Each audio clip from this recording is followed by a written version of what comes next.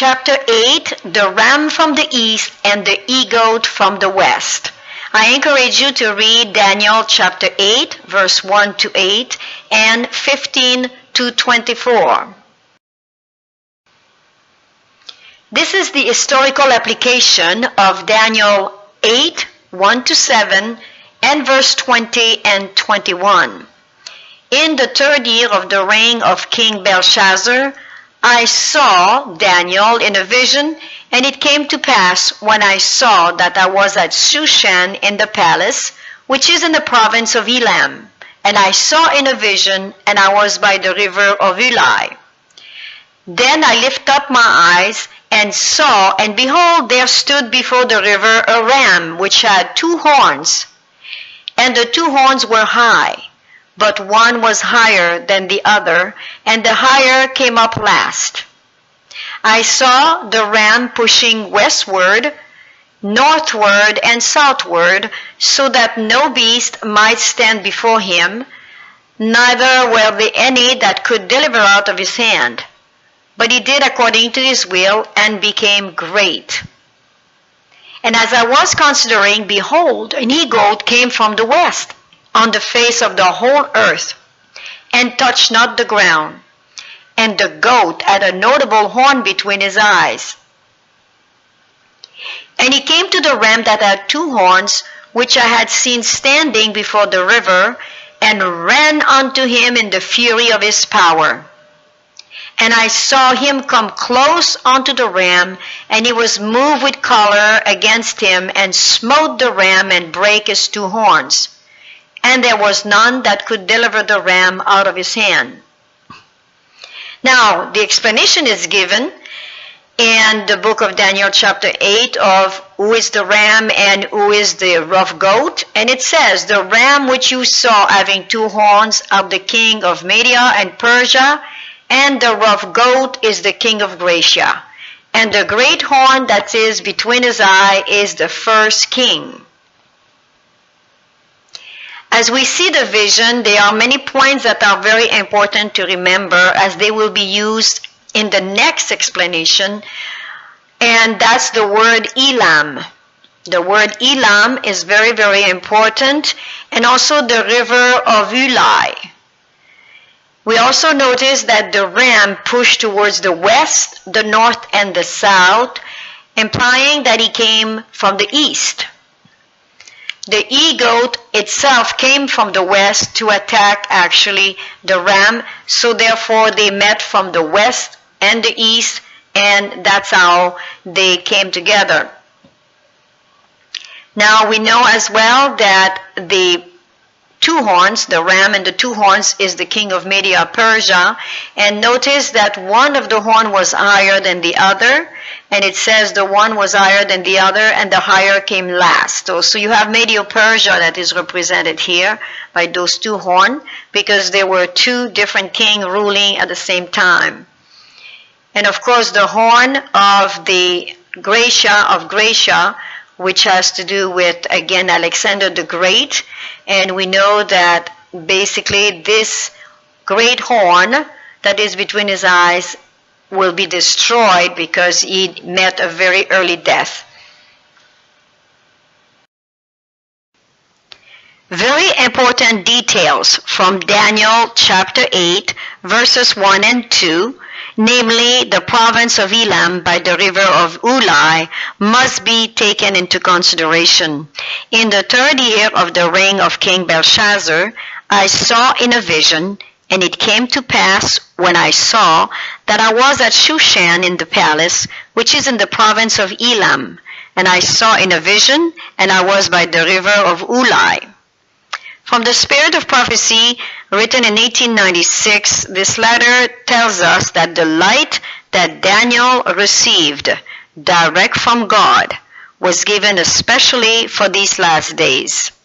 The visions he saw by the banks of the Ulai, which is in chapter 8, and the Hiddekel, chapter 10 to 12, the great rivers of Shinar, are now in process of fulfillment, and all the events foretold will soon have come to pass.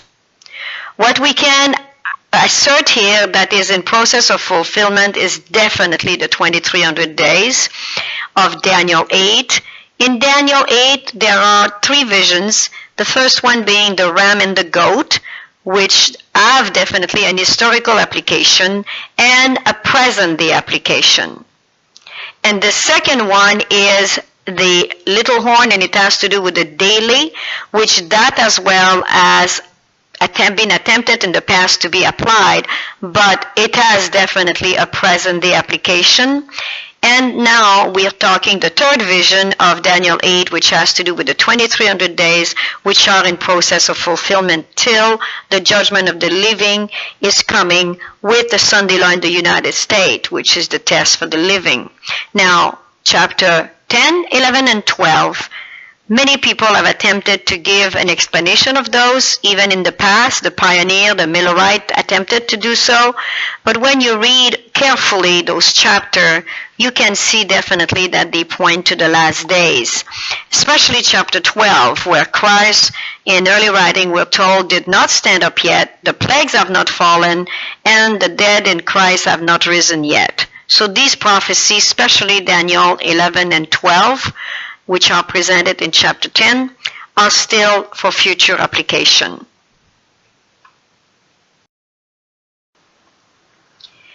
A present-day application of Daniel 8, verse 1 to 7, and explained in verse 20 and 21, which has to do with the ram and the goat. This application is based on Jeremiah 49, verse 36 to 39.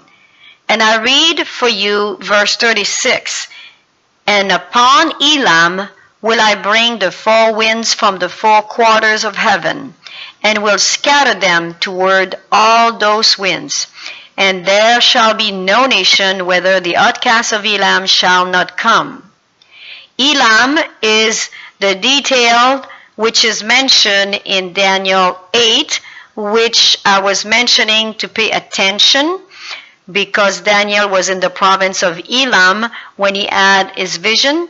And now the four winds, which we know are strife, war, conflicts, it involves Elam. And Elam, through these conflicts, will be scattered all over the world, which means that no nation will be missing any of these Elam people. Every nation around the world will have the Elam people, whether they want to or not. Now, the ram that comes from the east, as presented in Daniel 8:4, is identified in Daniel 8:20-21 as Medo-Persia. And these people, when you do a bit of a research, you will find out they're the direct descendants from Shem, the son of Noah. Shem, Ham, and Japheth were the three sons of Noah, and Medo-Persia are descendants from Shem.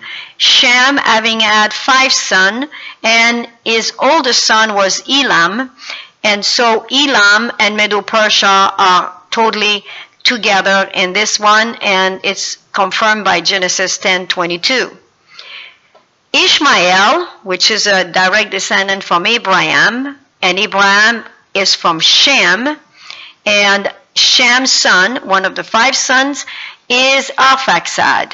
If you want to see that, the generation is very well explained actually in the book of Genesis, in the genealogy of Abraham, and this is where you get that important information as well. It's in chapter 11, and there it says very clearly in verse 10 that Abraham is from Arphaxad. Therefore, all of these people, one way or the other, they have to come from the line of Noah, either Shem, Ham, or Japheth. And Ishmael was a mixed blood, as we could say, because Abraham was basically a direct, he was the father of the Hebrew nation to come. But Ishmael, his mother Hagar, was Egyptian. She was the servant of Sarah. And you can find out in the Bible that he was a man of bow, just like the descendant of Elam, which means they were Arab people. They were people that were nomad. They were not sedentary, meaning they do not stay in one place all the time. They were travelers. And Ishmael, which was the same, and we know he married Egyptian woman. And we have also another detail in the book of Galatians that tells us an allegory that Hagar was the woman of bondage, and this is representative of Arabia, while Sarah was a woman of freedom, which is representative of Jerusalem, Jerusalem being Israel. So here we have Ishmael, Shem, Elam, and then we have Abraham, which comes from Shem as well, and Arphaxad. So this is the genealogy of these people. Lately we have been doing a lot of synchronism and chronology. This is called genealogy, and it's the same type of an idea where you bring events and people and time together. Today, the nations from the Middle East would be the representative of Elam, mainly the Arab, and they practice the religion of Islam, and they are called Muslims. Muslims is not a religion. They are the people who practice the religion of Islam, and they are reason to believe that the religion of Islam was set up by the Papal Rome in 600 AD through Mohammed. And we have actually a whole history that we could study on this. Do your research. It's very important at this time to know who we are dealing with. And this Elam people, it is prophesied that they will go all over the world. This has not really happened yet. There was an attempt to do that in the past history, but it has not happened yet.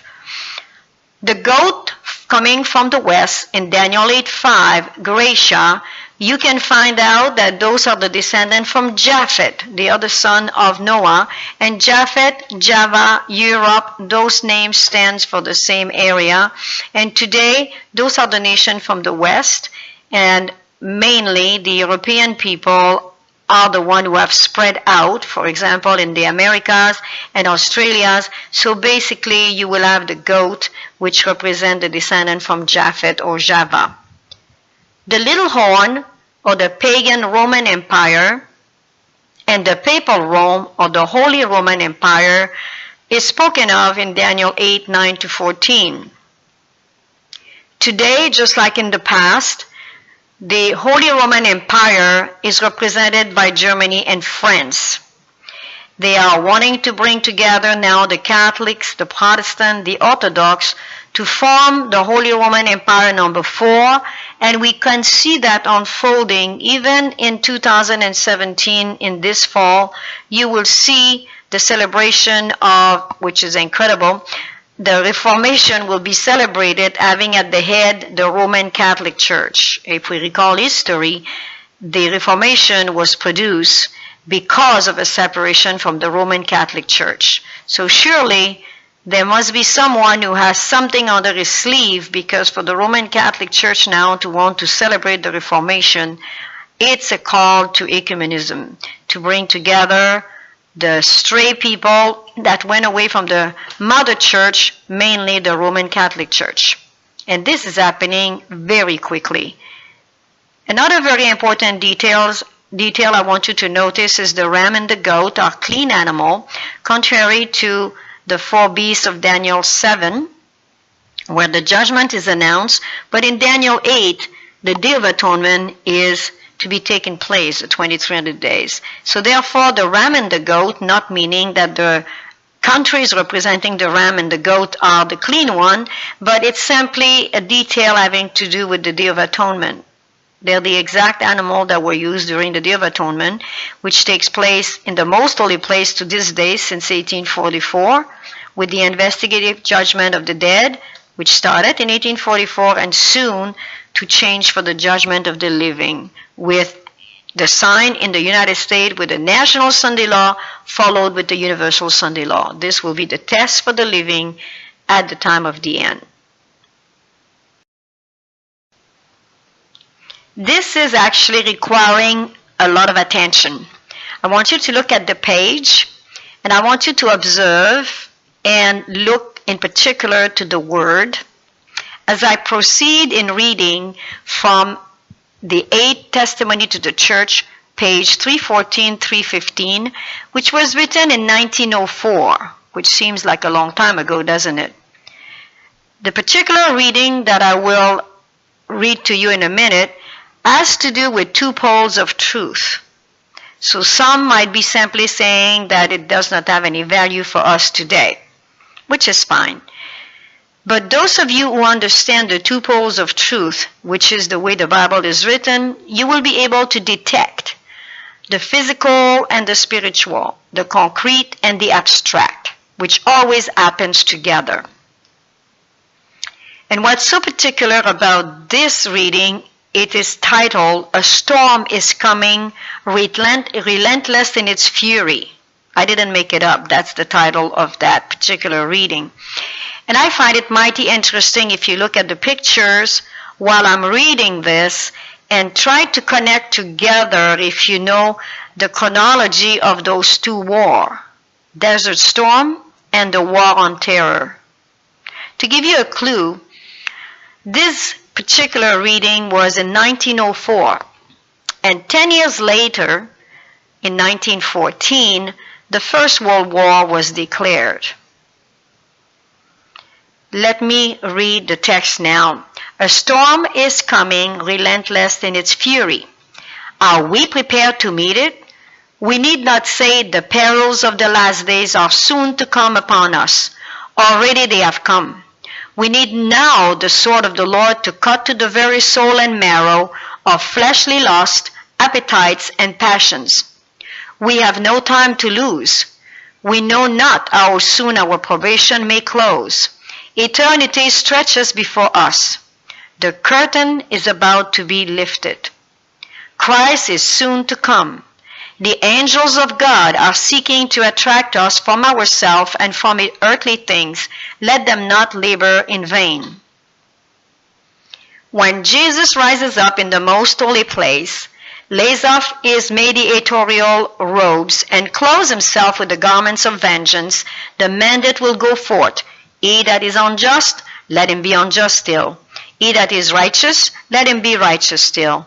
And behold, I come quickly, and my reward is with me, to give every man according as his work shall be." Christ in Matthew 24:6-8 give us this particular warning, "And you shall hear of wars and rumor of wars. See that you be not troubled, for all these things must come to pass, but the end is not yet. For nation shall rise against nation, kingdom against kingdom, and there shall be famines and pestilences and earthquakes in divers places. All these are the beginning of sorrows." Let's go back to Desert Storm. Desert Storm occurred in 1991 after Iraq had attacked Kuwait. The West got involved, and they came in Kuwait as well to fight against Iraq. It was called actually Desert Storm. 10 years later, the War on Terror took place after the two towers in New York were literally disintegrated. And you have basically a 10 years period from 1991 to 2001. Is it a coincidence that the spirit of prophecy talks about the storm coming in 1904, and 10 years later, the first world war ever occurred?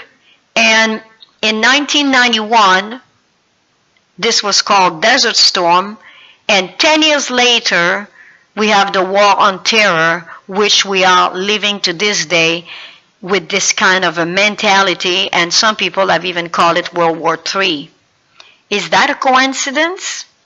I'll let you think about it.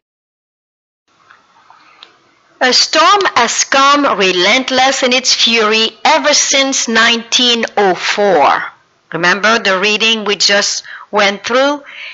10 years after these words were written in 1904, 10 years later, World War I broke out in 1914 and lasted until 1918. 25 years later, World War II followed in 1939 till 1945. 11 years later, the Korean War occurred in 1950 and lasted till 1953. 5 years later, the Vietnam War raged from 1955 till 1975. A list of 209 wars and multiple conflicts can be traced from 1945 to 1989 in 54 years. 209 wars. I give you the reference if you want to check me out.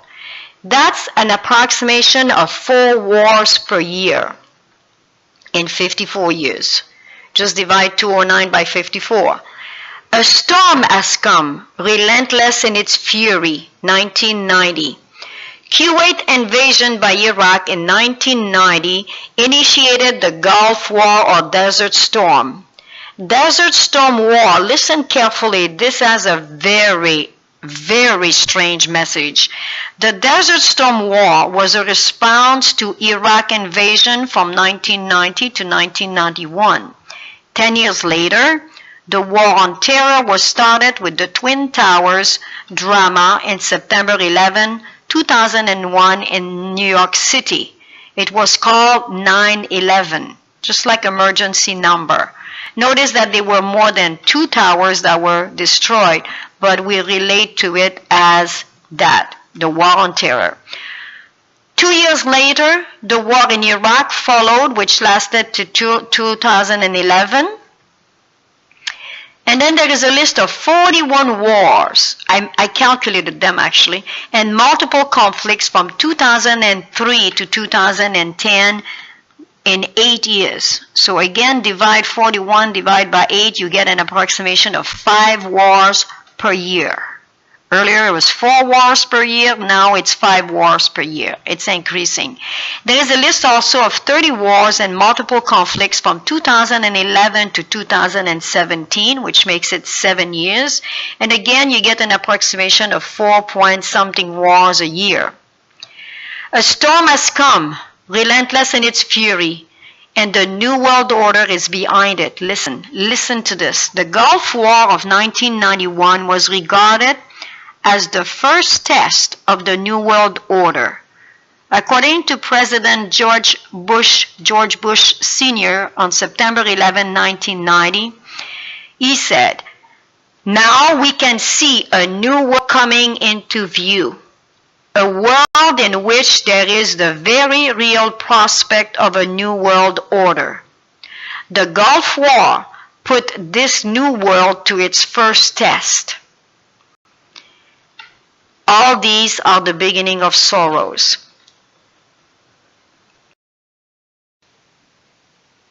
Before I tell you a few words about the last Babel, New World Order, which is doomed to fail, I want to bring your attention to the fact that while Mr. George Bush Sr. combined basically the Desert Storm with the New World Order in 1991, a few years later, he was found actually mentioning nothing about the New World Order. Which reminds us, Hitler in 1933 until 1939 always brought together the Third Reich with the Holy Roman Empire. And for some unknown reason, in 1939 until the end of the war in 1945, there was no longer any mention, as they said, for fear that it will be connected to religion or even to be laughed at, mockery. I don't believe so. I believe that's exactly the way it works, even with the news. The news will give you those terrible, terrible news, and they last for about 2 days, 3 days at the most, and all of a sudden it's all gone, like if everything is finished, like floods or fire, or it's like nothing else is happening to these people that have gone through such a terrible ordeal. It's always like that. And do not believe anything about the fact that the New World Order is not happening, because it is happening. Listen carefully to the definition of the New World Order. This is actually a political definition. The term New World Order has been used to refer to any new period of history evidencing a dramatic change in world political thought and the balance of power. Despite various interpretations of this term, it is primarily associated with the ideological notion of global governance, meaning to govern the whole world, only in the sense of new collective efforts to identify, understand, or address worldwide problems that go beyond the capacity of individual nation and state to solve. That's exactly what we hear. Poverty, climate change. We need a new world order. We need a global governance. We need a unity of the nation, whether it's United States or Europe state. We need a global governance. They're putting that into our mind. Like if a new world order will resolve the problem of poverty, yeah, they will, because they will eliminate 3/4 of the population. That's a way to take care of the poverty, isn't it, and sicknesses. I continue. From Babel to the United Nations and the European Union. According to this definition, history is marked with many incidences of New World Order emergences and attempts to global governance. The building of the Tower of Babel by Nimrod following the flood and his purpose to unite the people under one world order was defeated when the Creator himself changed their plans, as it was not his purpose to have one nation under one world government. And the Lord said, Behold, the people is one, and they have all one language. And this they begin to do. And now nothing will be restrained from them, which they have imagined to do. Go to, let us go down, and there confound their language, that they may not understand one another's speech. So the Lord scattered them abroad from thence upon the face of all the earth, and they left off to build the city. Therefore is the name of it called Babel, because the Lord did there confound the language of all the earth. And from thence did the Lord scatter them abroad upon the face of all the earth. We are talking about a global governance, and we're talking about the fact that it's due to problem that nation cannot solve on their own individually. In the history of this world, not too far away, 1776 to today, you have had the Illuminati, which was, the founder was Adam Weishaupt, a German Jesuit, with in 1776, which correspond exactly to the American Revolution, and his purpose was for enlightenment, to bring new way of thinking, some kind of a revolution of thinking. Then followed, of course, the American Revolution, which was a new governance without the British monarchy. They became a republic, capitalist, in 1776. Followed in 1789 with the French Revolution, which also destroyed the monarchy, and they became today a socialist republic governance. Karl Marx was the author of the Communist Manifesto in 1848, which was followed by Lenin with the Russian Revolution in 1917, which destroyed the Tsarist autocracy. We know that the Soviet Union at the time, as it was called, was a Marxist communist republic. So we have here example in our own history, in our own time, of an happening of a mixture of what people want to do with New World Order, which is a new way of thinking, as they say here. It's a political thinking. But I'd like to come back to Babel, which, by the way, you may not agree with this. This is my conclusion from reading what I have read so far of the wars and the New World Order. But it fits perfectly, I find. Listen carefully. The Lord said, Behold, the people is one, and they have all one language. That's what's happening today. English is the main language of the world today, and everybody wants to speak English. And this they begin to do. And now, nothing will be restrained from them, which they have imagined to do. You know, you're thinking about, like me maybe, LGBT, you know, those organizations, people who believe in abortion. It's all over the world. That never happened before. This is really, really a new world order of the kind. But listen to God's plan. He says, go to, let us go down, and there confound their language, that they may not understand one another's speech. So the Lord scattered them abroad from thence upon the face of all the earth, and they left up to build the city. Therefore is the name of it called Babel, which meant basically because the Lord did there confound the language of all the earth. And listen to this carefully if that doesn't fit with Elam. And from thence did the Lord scatter them abroad upon the face of all the earth. I have something to say about that. Could it be that right now the Islam nation, which are totally not our religion, our culture, our way of thinking, of dressing code, even language, these people have to learn English, to adapt wherever they go, Germany or whatever.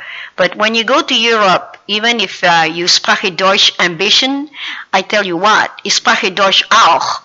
However, if you start speaking German in Germany, they can tell you have an accent and they switch in English. The same with, if you go to any country and you try to speak a bit their language, they speak English. The Philippines, the kids speak English, for goodness sake. That's their second language. Babies, you can talk to them in English, they speak English. The Philippines, I was a missionary in 40 countries around the world, and I can guarantee you English is well spread.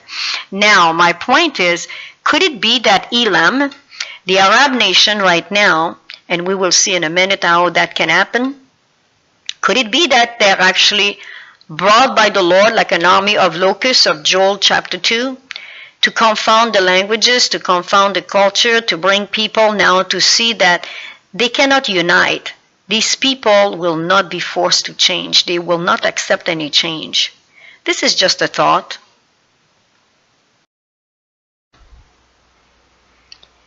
As we continue to study the events connected with the East and the West, we can see that the past, the present, and the future events are all connected. It is indeed history repeating itself once more. As we examine who are the actors, we see that they are the same nations and practically the same actions.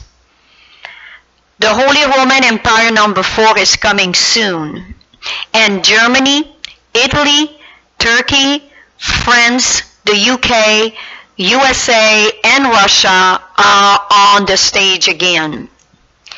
There is another Islamic Caliphate that is taking place. Daniel 11, 12, and Revelation 13 are here. Get ready now.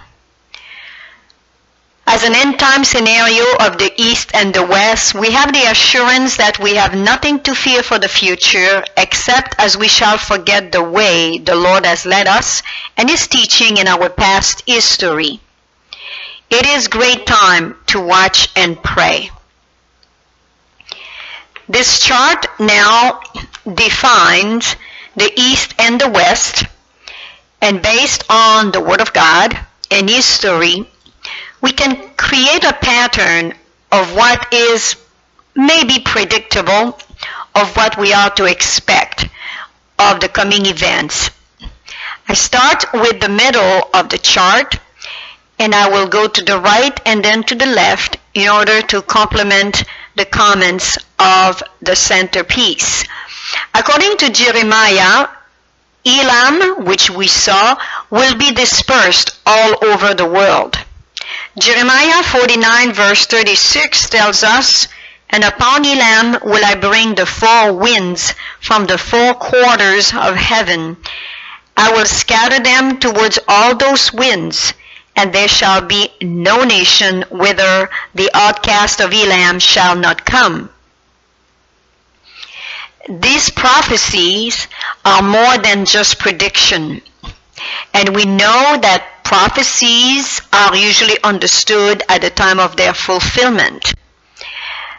As a basic history, there is actually a fact that Elam, as I look at the right side of the chart, Elam is basically composed of the Arab nation which have embraced the Islam religion around 600 AD. On the side of the west, on the left side, Papal Rome, which has been established since 538 AD until 1798 AD under the Byzantine era, became the Holy Roman Empire, number one, you could say, around 800 AD. However, there are strong reason to believe that it's Papal Rome who has established the Islam religion. And as we go further in this chart, you will understand the events that have brought all this together. Jeremiah 49:36 makes it clear that Elam will be dispersed throughout all the world. This has occurred actually since 600 AD.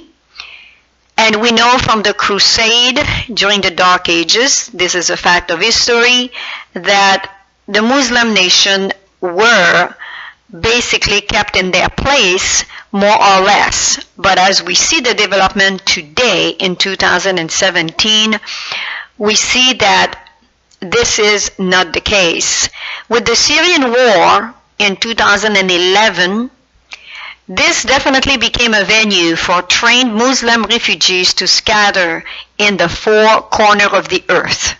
The question can be and should be, for what purpose? On the east side, we look at Germany now, which has received 1.5 million Muslim refugees between 2015 and 2016.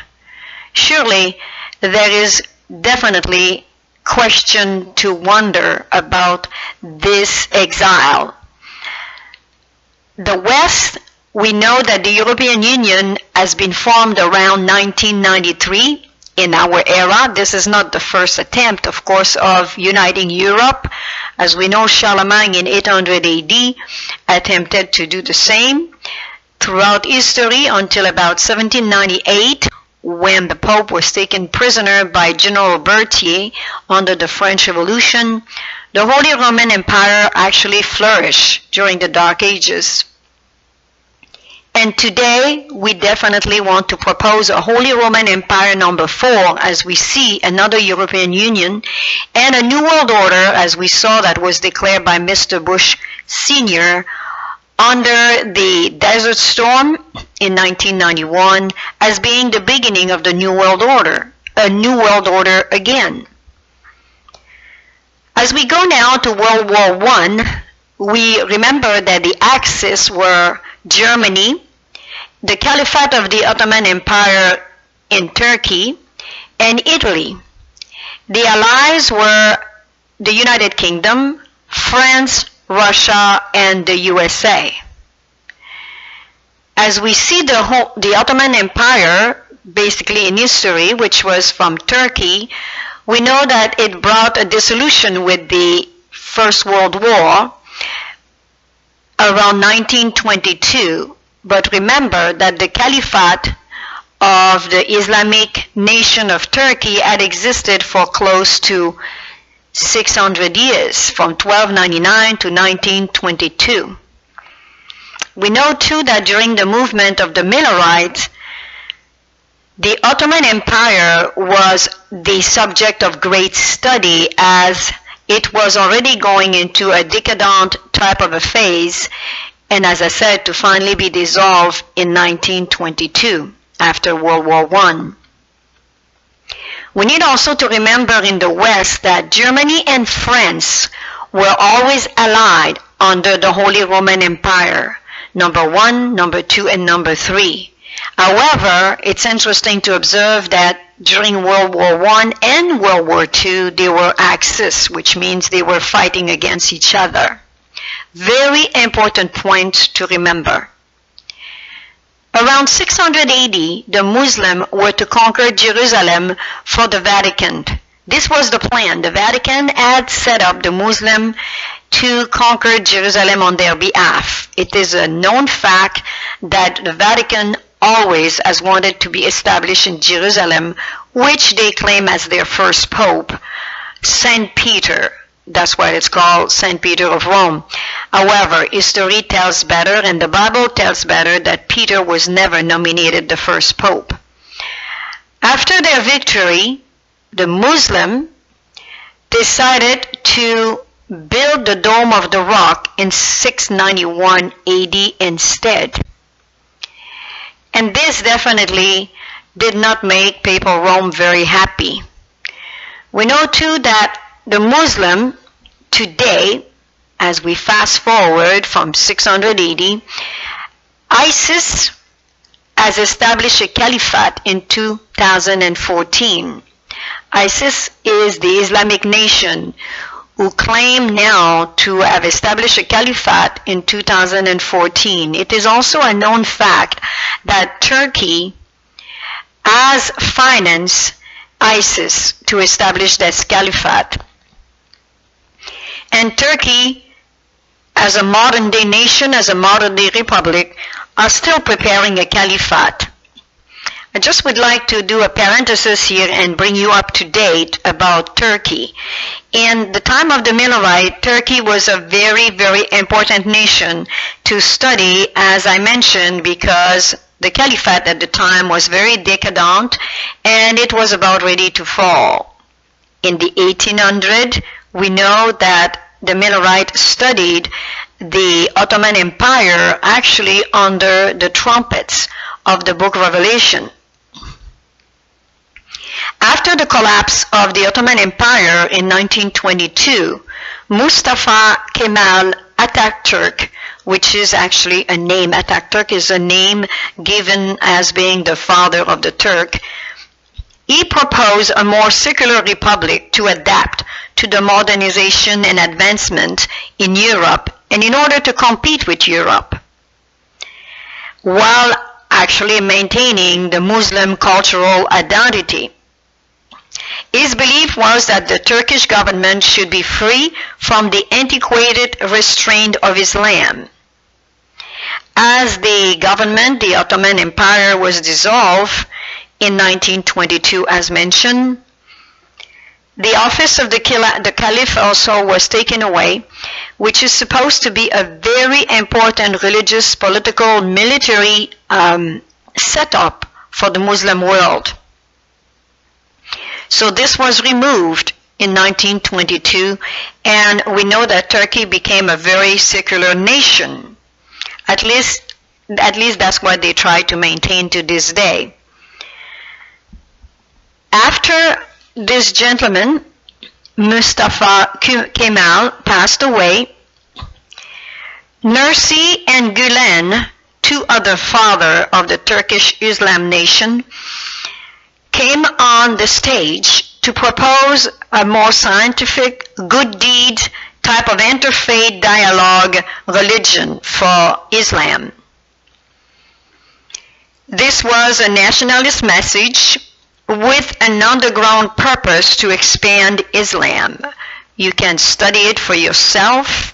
The internet has many mention of this, and you can search for Nursi and Gülen and you will find some very interesting information regarding the proposed Islamic religion that Nursi and Gülen are bringing up. Nursi, of course, has passed away, and Gülen was his successor, and he's still alive and well in United States of America. He lives in Pennsylvania, and his proposal is a more moderated, decaffeinated, Christianized form of Islam, which the West have embraced. They're very happy with an Islam religion that is not as orthodox as it used to be. But this is just a facade. As we know, the now president of Turkey is Erdogan, and he was supported by Nursi and Gülen supporters in order to become the president. We know from his background that he was the mayor of Istanbul for a while, and then he became the prime minister, and now he's the president of Turkey, coincidentally since 2014, at the same time as ISIS claimed their caliphate. This is very interesting and very important to know. Don't ignore it. Very important to know. Although we know that Turkey has tried to maintain a very modernized, very advanced, competitive type of a country, We know too that they are maintaining their Muslim cultural identity, and we know too that when the time is right, as Gillen has been mentioning, they will come back with their Islamic orientation of a government, and their goal today under President Erdogan is to actually establish a caliphate. Do your research, find out for yourself, because this is very important to remember. Along with this, we have the Papal Rome, which definitely was the mastermind behind the Islamic religion, and also the mastermind behind the World War II and the Jewish genocide. This is very interesting, isn't it? Now the Jewish are coming into the picture, and you would wonder why. During World War II, remember, the axis was Germany, Italy, and Japan, since Turkey was no longer in the picture because the Caliphate had been dissolved in 1922. The allies were the United Kingdom, France, Russia, and USA. I'd like to remind you that Russia never mingled usually with the USA or even the UK or France, but it was by default that the nation of Russia, both in World War I and World War II, became allied with the United Kingdom and France and the USA. Russia is a very independent country. It was a communist country until the breach of 1991, when it gave back the nation that they had received as a gift, you may say, after they won the World War II against the German. And we know that Russia does not change. Russia is exactly like the Catholic Church. They don't change. And so are the Islamic religion, because they all have the same background. They are the kind of a people that wants to be the head of the New World Order, just like the UK, just like France, just like Germany, just like United States. Everybody wants to be the chief. No Indians here. It's just a figure of speech. Now, we know why the Holy Roman Empire number 4 is in the making, because we know too that Israel and Palestine have been at war since 1920, and it's lasting to this day. Israel will not give their land away, and Palestine wants their land back. And this is an old story coming from Ishmael and from Isaac at the time of Abraham. You can see that family feud can last for a long time. And this battle, this fight over the land, who is to possess the land, because Abraham is their father, is called a most intractable conflict. Many nations have attempted to mediate between Israel and Palestine. Many governments have attempted to do it, and it's still failing today. The United States, at the latest, this past summer, 2017, we know the new president of the United States, Mr. Trump, has attempted to do that in his visit to the Middle East, and yet we know too that these people, Israel and Palestine, are very well set in their way, and the wars and the conflict continues between them. The Holy Roman Empire number 4 and Islam have a common enemy, and we're talking like present day events as we see the formation again, history repeating itself, of a Holy Roman Empire with Germany trying to reset their army. We know during the Second World War, Germany could have very well won the war because they were the best equipped of the nation, and it's by the grace of God that they lost the war. We know too now that Germany has less than 200,000 soldiers compared to the millions that Hitler had set up to go to war in the 1940 era. And we know too that right now the 1.5 million Muslim refugees could make quite a nice army for Germany. So when we bring that together with the Holy Roman Empire number 4 and Islam now, which is basically, you will see in the near future that Islam is going to be back on the stage as a very strong religion. Muslims are the people who follow is the Islam religion. And these two, the Holy Roman Empire and Islam, have a common enemy, and it is Israel. So Israel is in trouble again once more. Number 6 now of my chart, Germany is preparing to set up the fourth Holy Roman Empire. Why Germany? Because Germany has always been the one since Charlemagne with Rome, with Papal Rome, and we know from the fact of the reading we have had that even during the Second World War, for a while, Hitler was doing a major propaganda of a religious Holy Roman Empire. It was dropped off of the propaganda after a while, and that's usually the way the government works. Just like Mr. Bush around 1991 proclaimed a new world order, and a few years later he never mentioned it again. And people think it's all over with. No. They drop the notes and then they let you know about it and then they let you ignore it after a while. This is called propaganda. The Muslim, again, once more, will help Rome. And they will betray each other according to Daniel chapter 11. The Muslim Caliphate becomes again the army for Rome, but also the army of locusts that God will use, as prophesied in Joel 2, to punish the Christian nation because they have gone away from the law of God. Israel was the nation that God had set up to uphold his commandment, his statute, and his judgment. But once they failed their mission, they were replaced by the Christian church that Christ came to establish. All what the Christian church means is they're follower of Christ. And now the Christian nation have gone away from the law of God and the proclaiming statutes of the heathen. You can read it in Leviticus 18. And Baal Peor is back into worship for most of the Christian nation now. And you can study more about Baal Peor if you wish to. It's all presented online. Many people have done studies on Baal Peor today and what it represents. The old Baal Peor was a worship of the woman. It was the worship also and the permission of homosexuality, transgenderism, lesbianism, and abortion and the destruction of newborn baby under the god of Molech. Study it for yourself and wake up in 2017 and see what is happening before you contradict this teaching. Rome attempts to set up its headquarters in Jerusalem is about ready to take place.